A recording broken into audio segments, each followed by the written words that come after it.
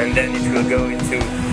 EQ unit, which is not doing anything, and then we just can EQ the whole thing while changing the patterns of the drum machine, you know, which makes it, you know, so it's not like playing live, but still it's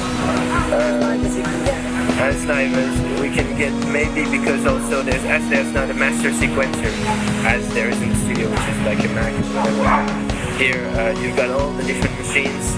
that are like just synced up together more or less, and so we have to more or less, maybe not all, but like there's maybe four major sequencers that are small ones, you know, either the drum machine one or a small lasist one or whatever, and that makes it, you know, we change one and the other stays, and then we change another one, and you know, which makes it never the same, you know, because as it's quite a feeling thing to change to the next pattern or to bring something new.